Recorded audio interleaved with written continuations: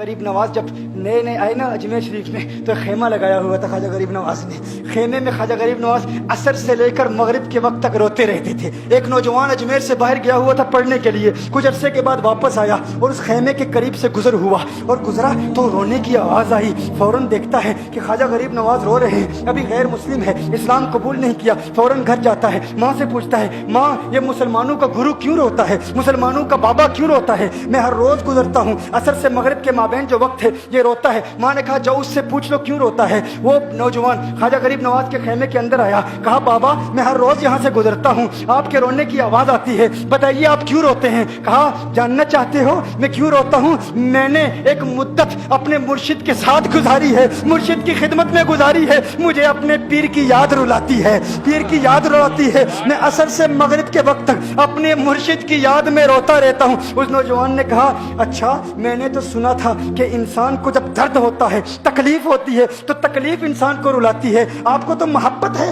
یہ محبت میں بھی انسان کو رونا آتا ہے؟ کہا ہاں ہاں ہے نوجوان, انسان محبت میں بھی روتا ہے. کہا تو پھر مجھے بھی رونا ہے, میں بھی رونا چاہتا ہوں, مجھے بھی رونا سکھا دیجئے. کہا تو رونا چاہتا ہے؟ رونا چاہتا ہوں. کہا ٹھیک ہے, دو شرطیں ہیں, مسلمان ہو جا اور میرا مرید ہو جا. کہا میں ماں سے اجازت طلب کروں گا.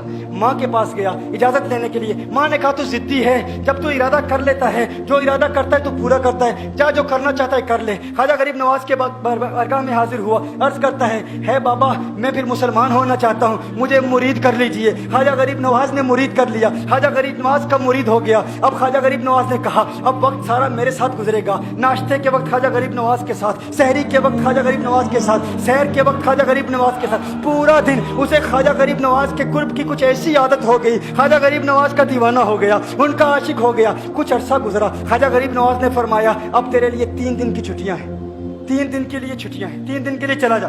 اس نے کہا مسئلہ ہی کوئی نہیں, ایشو ہی نہیں, پرابلم ہی نہیں, ٹھیک ہے 3 دن کے لیے چلا جاتا ہوں. اب جب 3 دن کے لیے گھر گیا, کہا 3 دن کے لیے تو اب مجھ سے ملاقات نہیں کر سکتا, مجھ سے ملنے کی اجازت نہیں ہے. اس نے کہا ٹھیک ہے نہیں ملوں گا. گھر گیا, پہلے دن جب گھر گیا یہ وہ نوجوان تھا جو 3 روٹیاں کھایا کرتا تھا, آج ایک لقمہ بھی نہیں کھا پایا, ایک لقمہ بھی نہیں کھا پایا. اسے کچھ ہو گیا, کہہ رہے مجھے کچھ ویکیوم سا محسوس ہو رہا ہے, کچھ دل میں کمی سی محسوس ہو رہی ہے. یوں وقت گزرتا گیا, رات کا وقت آیا, آنکھ نہ لگی, سو نہ پایا, مکان کی چھت پر چلا گیا. ماں نے دیکھا بیٹا چھت پر کیوں چلا گیا؟ ماں چھت پر جاتی ہے, بیٹے کیا ہوا؟ کہا پتہ نہیں ماں, پتہ نہیں ماں, میں تو فوراً سو جاتا تھا, آج نیند بھی نہیں آ رہی, آج کھانا بھی نہیں کھا پاتا. ماں تو چلی جا. ماں چلی جاتی ہے. یوں جب سحری کا وقت ہوتا ہے اس کی آنکھوں سے اشکوں کی برسات جاری ہوتی ہے, اس کی آنکھوں سے اشکوں کی برسات جاری ہوتی ہے. وہ رو رہا ہے, اس پر رکت تاری ہے. ماں آتی ہے, بیٹے کیا ہوا؟ کہا ماں مجھے پیار ہو گیا ہے, ماں مجھے محبت ہو گئی ہے, ماں مجھے عشق ہو گیا ہے.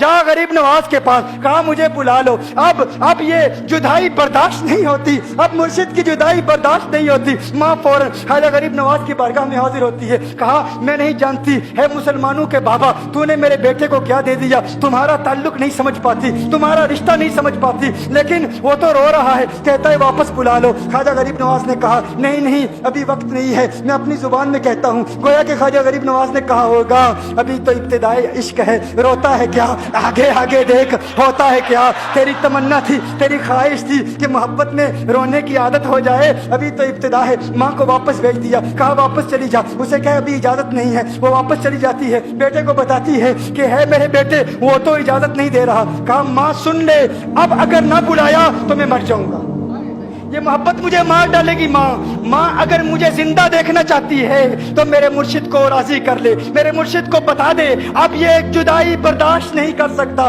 ماں فوراً غریب نواز کی بارگاہ میں حاضر ہوتی ہے. کہا ہے غریب نواز کرم فرمائیے, مجھ ماں کی تمنا ہے, مجھ ماں کی آرزو ہے, وہ مر جائے گا. کہا ماں کی تمنا ہے, تیری بات مانتا ہوں, جا اسے واپس بھیج دے. وہ فوراً بھاگتا ہوا خواجہ غریب نواز کی بارگاہ میں حاضر ہوتا ہے. اس وقت خواجہ غریب نواز اپنے مریدوں کو درس دے رہے ہیں, ایک مجمع لگا ہوا ہے. وہ فوراً خواجہ غریب نواز کے دروازے پر کھڑا ہوتا ہے اور پھر مرید یہ منظر دیکھ رہے ہیں. خواجہ غریب نواز کو دیکھتا ہے, خواجہ غریب نواز اسے دیکھتے ہیں. اور میں نے کہا تھا نا نگاہ مست ملائی تو میں پلا کے اٹھے, جہاں وہ بیٹھ گئے میں قدا بنا کے اٹھے. خواجہ غریب نواز نے اس کی آنکھوں سے آنکھیں ملائی اور پوچھا اب پتا چلا محبت میں رونا کیسے آتا ہے, اب پتا چلا.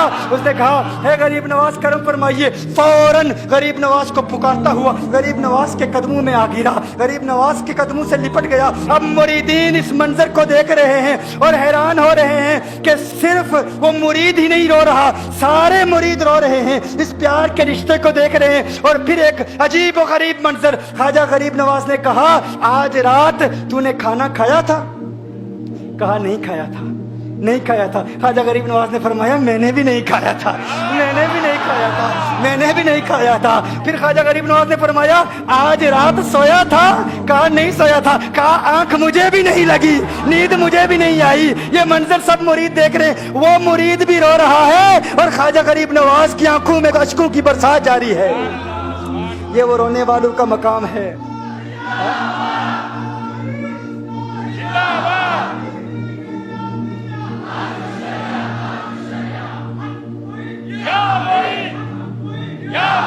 ये डिस्कशन हो रही है पीर और मुरीद की, और फिर ये आंसू बातें कर रहे हैं।